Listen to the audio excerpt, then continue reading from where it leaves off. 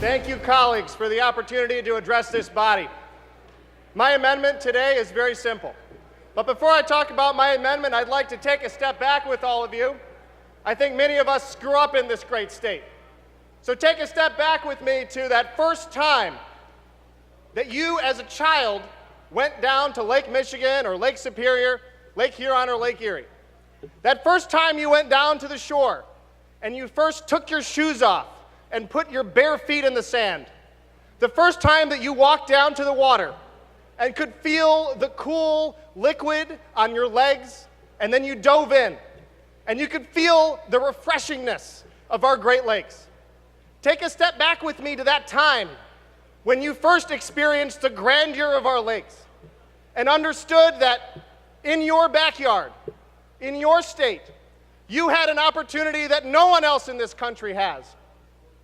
We are 110 citizens of this state whose task it is to defend that memory. To defend that memory not just for ourselves, but for our children and for the children of our neighbors and their grandchildren. Our task is to make sure that every generation that comes from this day forward can set foot on those same sands and in that same water and feel the same way that we did.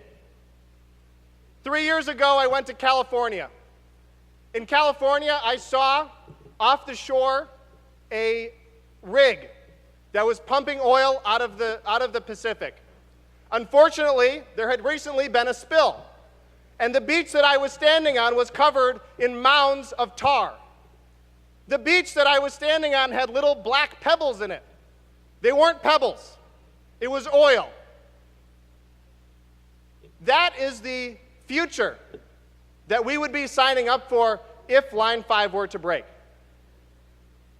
I appreciate that these bills are before us now. It's unfortunate that they've taken so long to get here, but I appreciate that they're before us today. All my amendment does is very simple, is that it includes those that are in charge of the corporations that run the pipelines, the CEOs. It includes them in the liabilities created under these bills. So that it is not just those folks on the front lines who are getting penalized.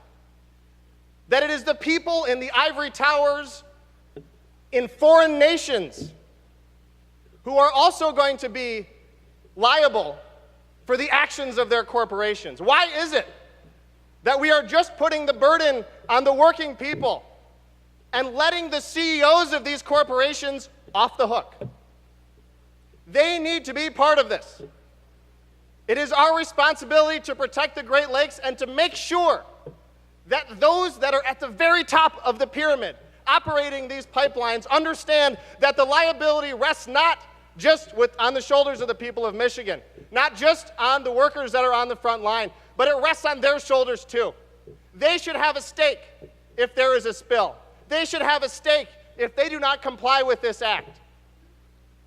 All my amendment does is make it so that they will be included in the provisions of this act.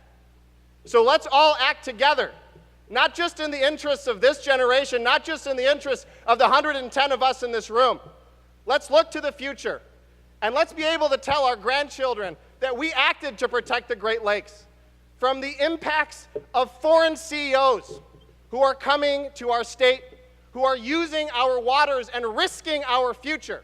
We took a stand together today to make sure that they too were held accountable. Thank you, Mr. Speaker.